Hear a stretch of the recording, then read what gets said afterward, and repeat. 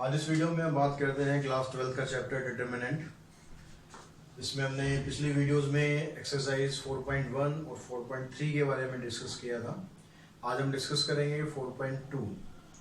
4.2 का जो क्वेश्चन है ये आपके बोर्ड एग्जाम में ऑलमोस्ट 4 मार्क्स में क्वेश्चन आता है। इसमें कुछ प्रॉपर्टीज हैं, पहले आपको डिटरमिनेंट की प्रॉपर्टीज समझनी है कि उन प्रॉपर्टीज को क्वेश्चन में कैसे आपको एग्जीक्यूट करना है। उसके बाद हम फिर कुछ क्वेश्चंस करके देखेंगे कि प्रॉपर्टीज में आपको किस तरीके से लगानी है। तो कुछ एक प्रॉपर्टी है मेन, जो सबसे पहली प्रॉपर्टी के बारे में अगर हम बात करते हैं तो सबसे पहली प्रॉपर्टी में कहता है each element of a row और a column are zero then its determinant is equals to zero. अगर किसी भी डिटरमिनेंट जब भी हम फाइंड करते हैं तो किसी भी रो के या किसी भी कॉलम के अगर सारे एलिमेंट जीरो हों, जैसे हम यहाँ देख रहे हैं कि रो 2 के तीनों एलिमेंट जीरो हैं, तो उसके लिए आपको डिटरमिनेंट सॉल्व करने की ज़रूरत नहीं है, उसका आंसर होगा zero. Second property, the value of a determinant remains unchange if its row and column are interchange. अगर किसी डिटरमिनेंट के रो को हम कॉलम से इंटरचेंज कर दें, यानी कॉलम रो बन जाए और रो कॉलम बन जाए, तो उसकी डिटरमिनेंट पे कोई फर्क नहीं पड़ेगा। जैसे यहाँ पर A1 B1 C1 ये फर्स्ट रो है, इसमें हमने इसको फर्स्ट कॉलम बना दिया A1 B1 C1, A2 B2 C2 ये A2 B2 C2, A3 B3 C3 A3 B3 C3। यहाँ पर जितनी रो थी वो सारी कन्वर्ट होगी कॉलम में, तो उसके डिटरमिनेंट पे कोई भी फर्क नहीं पड़ेगा। इन शॉर्ट आप ये कह सकते हैं कि determinant of A is equals to determinant of its transpose. यानी किसी भी मैट्रिक्स का अगर हम डिटरमिनेंट फाइंड करते हैं और उसके ट्रांसपोज का डिटरमिनेंट फाइंड करते हैं तो उस दोनों में कोई चेंज नहीं होगा, दोनों सेम होंगे। Third property, if any two row और a column are interchange then value of determinant changes by minus sign only. Second property में क्या था कि आपने रो को कॉलम में कन्वर्ट कर दिया, कॉलम को रो में कन्वर्ट कर दिया है। थर्ड प्रॉपर्टी में क्या है, अगर कोई दो रो आपस में इंटरचेंज करते हैं, यानी रो 1 को रो 2 कर दिया और रो 2 को रो 1 कर दिया, जैसे हम यहाँ पर कर रहे हैं A1 B1 C1 equal A2 B2 C2। इसका डिटरमिनेंट निकाला हमने डेल्टा। अब हमने क्या किया, रो 2 को रो 1 की जगह लिख दिया, रो 1 को रो 2 की जगह लिख दिया, यानी हमने रो 1 को रो 2 से इंटरचेंज कर दिया। यहाँ पर रो 1 इंटरचेंज बाय रो 2, तो उसके डिटरमिनेंट पर माइनस साइन का फर्क पड़ेगा। अगर इसका आंसर 10 आ रहा है तो इसका -10 आएगा। Fourth property, if any two row और column are identical then value of determinant is zero.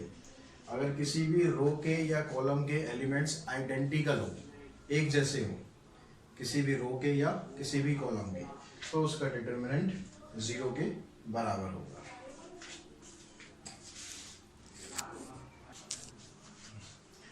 Next property fifth की जब बात करते हैं तो प्रॉपर्टी फिफ्थ में है, if each element of a row और column multiplied by the same number k then value of new determinant is k times the original determinant। यानी किसी भी डिटरमिनेंट में जब आप किसी रो या कॉलम को किसी भी एक नंबर से, किसी भी एक स्केलर क्वांटिटी से मल्टीप्लाई करते हैं तो उसका डिटरमिनेंट में भी वो क्वांटिटी मल्टीप्लाई हो जाएगी, लेकिन किसी एक रो या एक कॉलम को।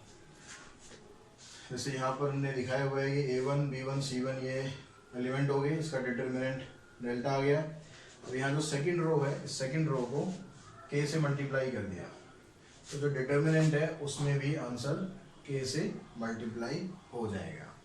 इसी प्रोसेस को अगर हम आगे भी करें, सपोज हम यहाँ पर इसको k से मल्टीप्लाई कर दें तो एक k वहाँ पर और मल्टीप्लाई हो जाएगा, k स्क्वायर हो जाएगा। अगर यहाँ इसको भी k से मल्टीप्लाई कर दें तो यहाँ पर k क्यूब हो जाएगा। यानी एक बार में एक रो या एक कॉलम को मल्टीप्लाई करेंगे तो वो नंबर डिटरमिनेंट में भी मल्टीप्लाई हो जाएगा। उसके बाद अगर आप किसी दूसरी रो को भी मल्टीप्लाई करते हो उसी नंबर से तो वो एक बार और मल्टीप्लाई हो जाएगा, तीसरी रो को भी करते हो तो एक बार और मल्टीप्लाई हो जाएगा। तो इन शॉर्ट यहाँ पर आप एक फार्मूला भी ड्राइव कर सकते हैं कि determinant of K A equals to K raise to power N into determinant of A where N is order of matrix.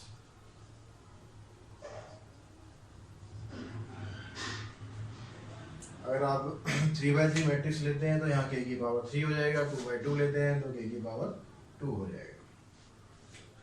Property 6, if each element of a row और column consist of sum of 2 और मोर terms, अगर किसी रो या column में elements 2 या 2 से ज़्यादा terms का सम है तो इसको आप एक्सप्रेस कर सकते हैं एज अ सम ऑफ 2 और मोर डिटर्मिनेंट। तो उसको 2 या 2 से ज़्यादा डिटर्मिनेंट की फॉर्म में एक्सप्रेस कर सकते हैं। उस अदर रो और कॉलम आर नॉट ऑल्टर्ड, उसके बाकी के रो या कॉलम के एलिमेंट्स ऑल्टर नहीं होंगे, चेंज नहीं होंगे।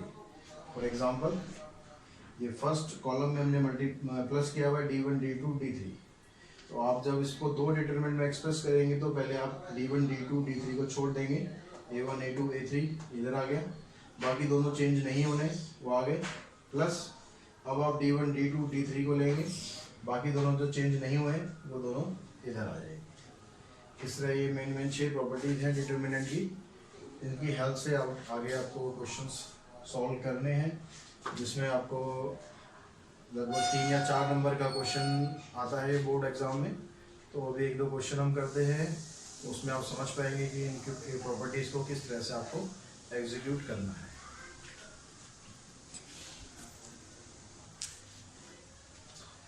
तो इन प्रॉपर्टी का यूज़ करके आपको ये सिंप्लीफाई करना है। क्वेश्चन में मेंशन भी होगा कि विदाउट एक्सपेंडिंग इवेल्युएट दिस और प्रूव दिस। अब आप यहाँ पर आपको इवेल्युएट करना है इसको, तो आपको समझना पड़ेगा कि इसमें कौन सी प्रॉपर्टी लग सकती है, कौन सी नहीं लग सकती है। तो सबसे पहले तो हम क्या करते हैं, यहाँ पर इस ब्रैकेट को पहले ओपन कर लेते हैं।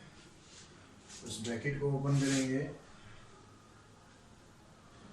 तो यहाँ पर पहले हमने इसे लिखा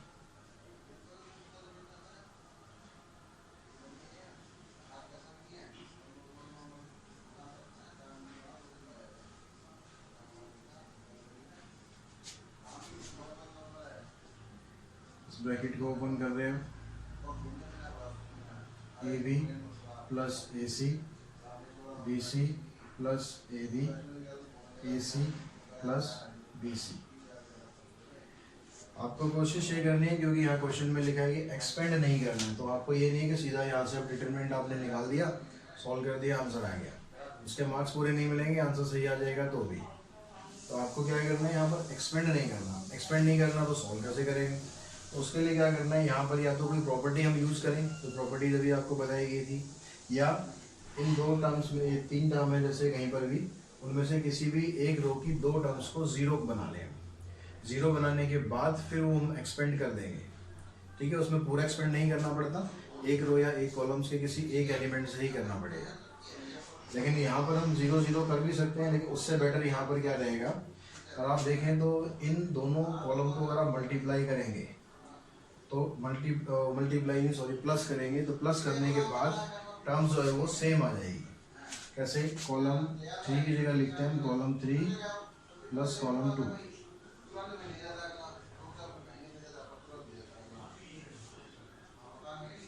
कॉलम 3 और कॉलम 2 को ऐड करेंगे तो ये बन जाएगा A B plus A C plus B सी।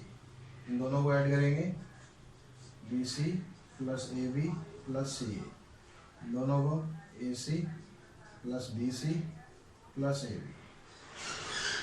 अब यहाँ पर इस कॉलम 3 में तीनों एलिमेंट ये सेम आ रखे हैं।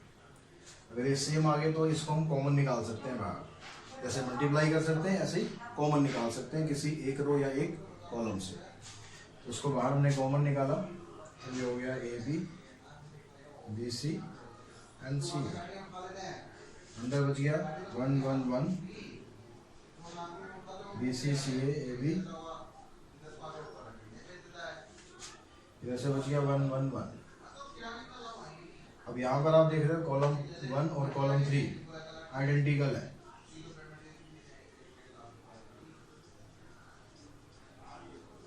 अगर ये आइडेंटिकल है तो जो प्रॉपर्टी हमने पढ़ी थी, प्रॉपर्टी में ये भी प्रॉपर्टी थी, अगर किसी रो या कॉलम के एलिमेंट्स आइडेंटिकल होते हैं तो उसका डिटरमिनेंट 0 होता है। तो इसकी जगह यहाँ पर 0 आ गया।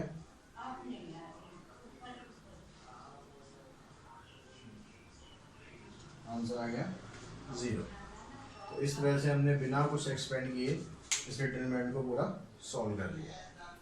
एक एग्जांपल और लेते हैं वैसे ही, उसमें हम इवेल्युएट की जगह इसको हम प्रूव करेंगे।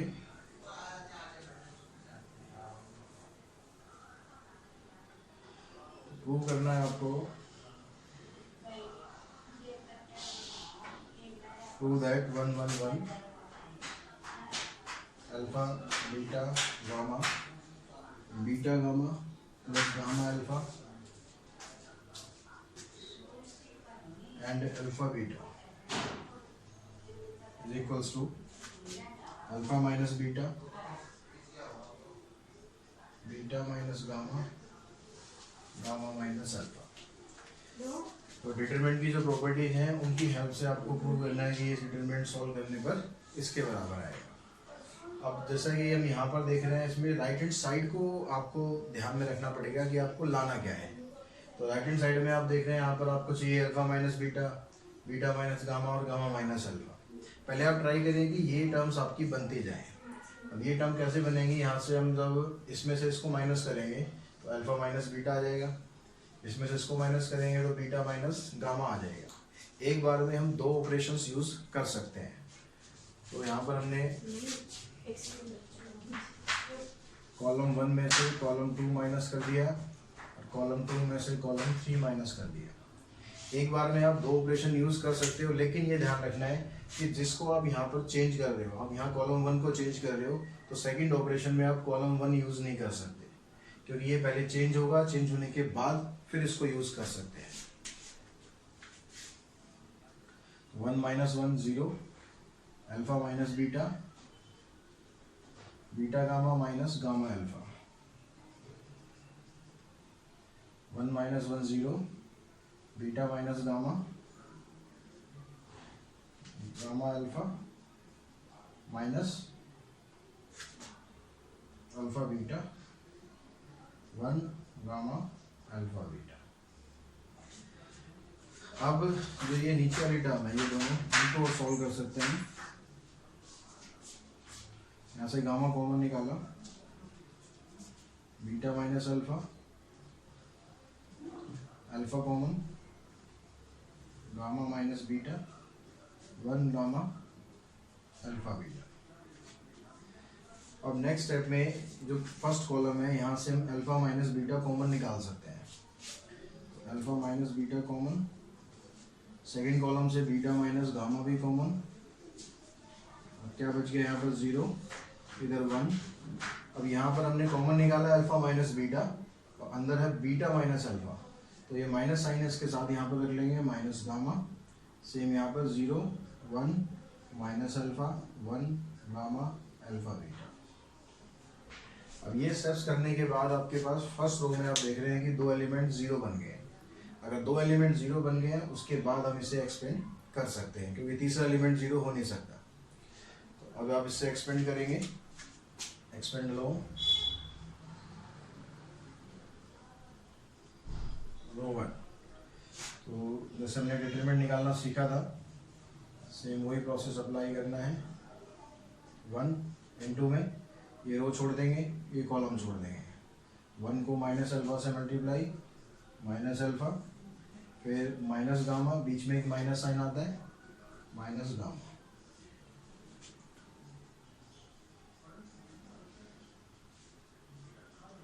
हो जाएगा प्लस में गामा हो गया, माइनस अल्फा। ये आ गया हमारा राइट हैंड साइड के इक्वल। तो इस तरीके से प्रॉपर्टीज का यूज करके आप ये क्वेश्चन सॉल्व कर सकते हैं। और नेक्स्ट वीडियोस में इसके 1-2 एक्सरसाइज और रह गई हैं, हम वो डिस्कस करते हैं। Thanks to all of you.